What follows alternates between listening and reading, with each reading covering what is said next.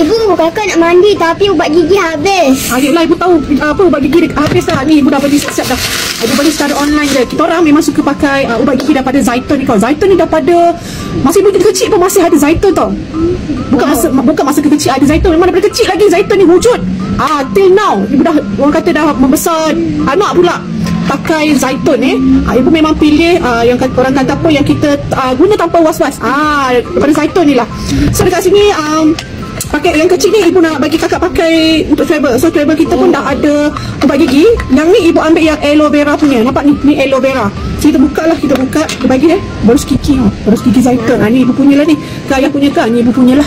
Sebelum ni ibu pakai yang ubat gigi jenis yang biasa, tapi Zaitun juga, tapi yang ni yang ada aloe vera. Okey, dalam ni dia ada kalsium tau, memang sesuai lah untuk anak-anak ke, untuk kita ke, untuk jaga perantai gigi kita kan. So dapat memutihkan orang kata gigi, and then dia orang kata anti cavity. Katakan kita minum air sejuk, kadang kita rasa gigi kita tu ngilu je kan.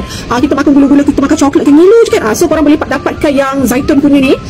Korang jangan risau, ni memang pakai memang tanpa was-was. Ni daripada zaman kita, ibu kecil-kecil dulu. Ibu rasa sebelum kecil-kecil tu pun memang ada brand Zaitun ni. Memang dulu ada sabun dia sekali, memang ibu pengguna Zaitun sejak sekolah, sejak daripada tadika, sejak pada apa, memang daripada awal memang ibu pakai Zaitun. So Zaitun kena ada dekat rumah. So yang ni untuk bilik air ibu, and then ni untuk travel. Udah bagi sekali dengan ni. Okay, kalau korang nak dapatkan dia lebih jimat, korang beli dekat online, dekat TikTok lebih murah. Korang dapatkan dekat Beg Kuning, silalah. Korang akan pakai tanpa was-was. Itu keutamaan kita lah para muslim ni kan. So dapatkan dah, ambil satu dah, go. Pergi mandi.